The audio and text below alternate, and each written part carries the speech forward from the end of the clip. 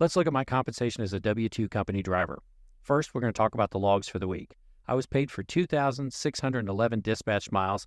I had 2,581 logged miles. Logged miles do not always agree with dispatch miles due to carryover, which are runs that start in one pay week and end in the next.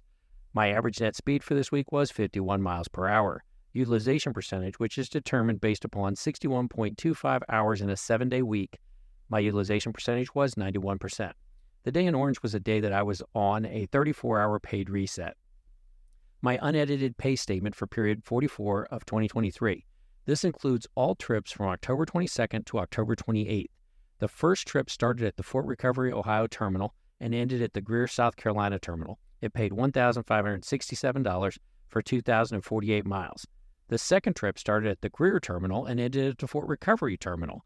It paid $378 for 564 miles. This week, I was paid the $300 monthly insurance cash out. This is paid to drivers who do not use the company health care insurance. Detention paid $32. Downward securement paid $12. Empty miles paid 223 miles. Regular securement paid $43. Hazmat miles paid $2. Insurance cash out paid $300. I got paid $100 for a 34-hour reset. Loaded miles paid $1,411. Stops paid $122. Total earnings for this week were $2,244. 44 weeks into the year, my gross income is $95,179, and I've driven 123,656 miles. This averages out to $2,163 per week, 2,810 miles per week. Estimating that over a year, I'm on track to earn $112,476 for 146,120 miles. This week I worked 6 days, took 1 day off on the road. In October, I've worked 22 days, taken 3 days of home time and 3 days for paid resets on the road. Year to date, I've worked 226 days, been home for 50 days, and taken 25 days off while on the road. I'm not paid hourly, but I like to calculate it like an hourly job.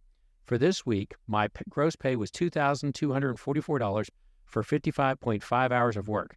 If we break that down to a typically hourly job, it would be 40 regular hours, 15.5 hours of overtime, resulting in an effective pay rate of $35.49 per hour. Straight hourly pay would be $40.44 per hour. Year to date, I've earned $95,183 for 2,437 hours worked. Out of those hours, 1,752 would be regular time and 686 would be overtime. If we calculate that weekly with overtime, the effective pay rate is about $34.23 per hour. However, at straight time, it's approximately $39.05 per hour. As always, make sure you're enjoying every day at work.